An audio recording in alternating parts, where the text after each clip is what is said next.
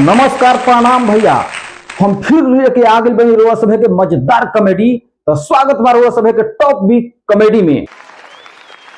तब पूछ ली भैया कि बेरोजगारी या महंगाई इतना मार खैले बा कि अब बता नहीं खी सकत। माने आज तक ले अपना जीवन में इतना महंगाई हम कबो ना देखले रही। का बताई रोआ सभे के कि 30 रुपया के सामान 300 को हो गई बा। अरे कातना लोग तो पियासी मछली ऐसा छटपटाट चलता लोग पियास से। हाँ कि 30 रुपया के जो सामान मिलत रहे जो 300 को हो गई बा। एगो साला हमनी के जमाना रहे कि बच्चे बच्चे फ्रूटी पियत रहले हस। आ साला आज के जमाना बा कि माने सियान लोग के भी फ्रूटी पिए के मन करता तो सेवान हेल के जाके यूपी में जाके पिए के पड़ता। ई तो दशा बा महंगाई के। तो ई तो बात रहल महंगाई के जन हम कह देनी कि 30 रुपया के सामान जन बात 300 को हो गई बा। अब आई बेरोजगारी के तरफ। माने एजा के बेरोजगारी ऐसा बा हमने के ये बगले में चल जाई चाइना में। चाइना जौन देश बा कि ओजा के लड़का जौन बड़े सो पढ़ाई के साथ साथ कमाई भी करता रहे सो। हमने के यहाँ देखी पढ़ला के बादो जब माने रोजगार नहीं खे मिलत कोनो काम नहीं खे। एजा लड़का इंटर तक बहुत रहे सो आ कोनो काम है नहीं खे बिहात है नहीं खे कि क्या करे के बा। माने काम खोजे के बजाय ये सलाह का करता रहे सो कि लड़का ITI को लेते रहे सो। अरे पगला ITI को लेते लोग हम तो सरकार से निहोरा करो कि ITI के जो फुल फॉर्म बन एकरा के बदल दिहल जाए। एकरा के बदल के कर दी है आई से आई टी से तबाही आई से फिर आई। माने आई तबाही आई माने आई तबाही आई। जीवन में हम हूँ ITI कोयले बानी। आज हम यही से बात कह रहा बानी। हाँ माने साला जब से माने हम ITI कोयले बानी तब से साला हमरा माने चौं तबाही बा हाथ गोड़ धो के हमरा पीछे पड़ गई बा। तो वो भैया हम माने हिम्मत तनिको ना हरनी ना। काहे कि माने पूरा घुमला फिरला के बाद कोई नौकरी चाकरी ना लागल तब सोचनी कि लागता कि हमारा किस्मत में अब मालिक बने के जोग लिखता। तब जाकर के मोदी जी का अपना आदर्श मान के स्टेशन के पीछे शौचालय में चाय के दुकान खोल देने।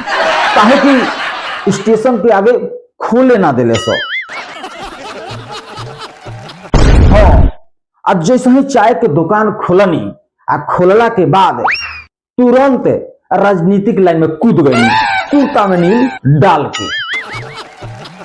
तब माने ओकरे तत्कालिक प्रभाव से जाके हम माने वार्ड के चुनाव लड़ गई।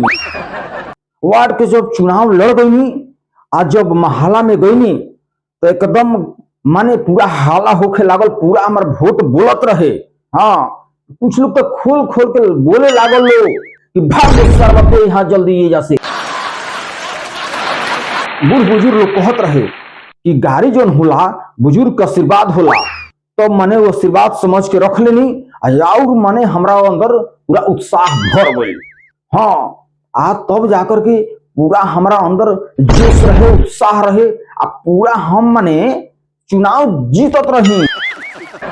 गईनी काउंटिंग में गईनी तो जाते जाते देखा तनी कि साला हमरा माने को वोट साला पराभूत नहीं खेले।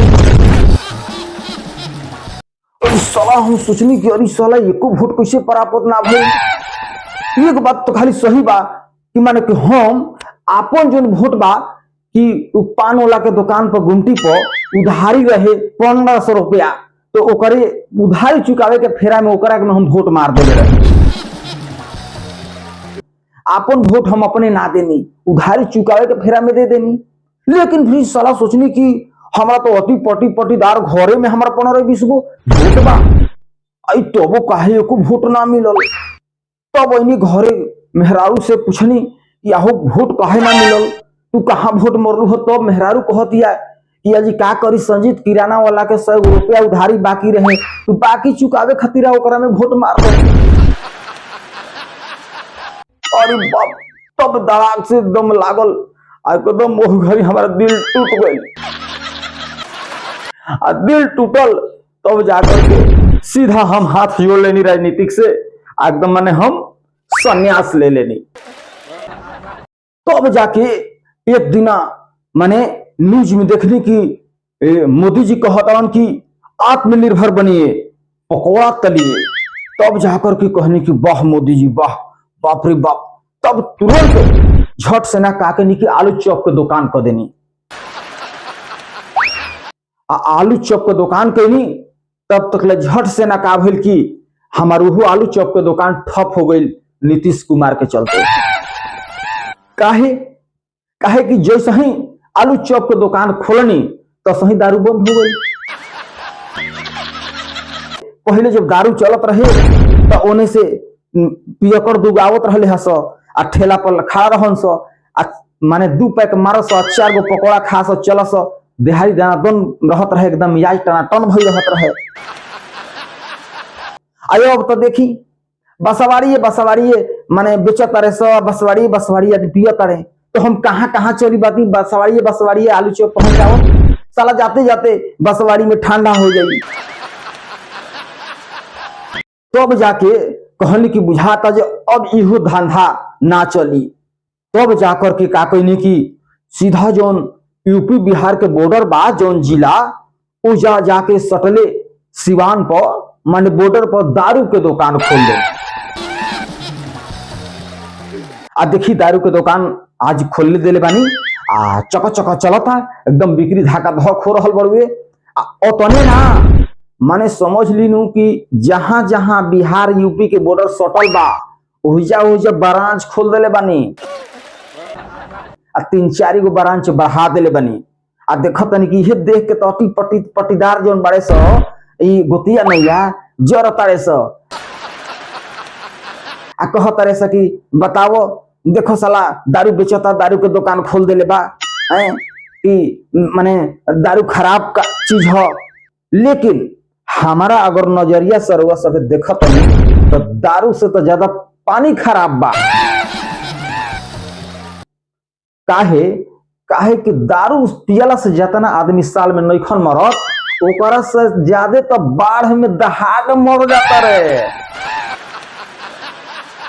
तो चली देखी अब हम दुकान खोल देले बानी, अब ब्रांच 2-4 गो बढ़ा देले बानी, अब बिक्री चलता। आया देखी कितना चलता। रउआ सब है कि वीडियो अच्छा लगल होके तो वीडियो को लाइक करी जा, कमेंट करी जा, शेयर कर दी जा। और चैनल पर अगर नया हो खबर रउआ सब है तो तनी मनी चैनल के सब्सक्राइब कर ले जा। तब तक ले धन्यवाद।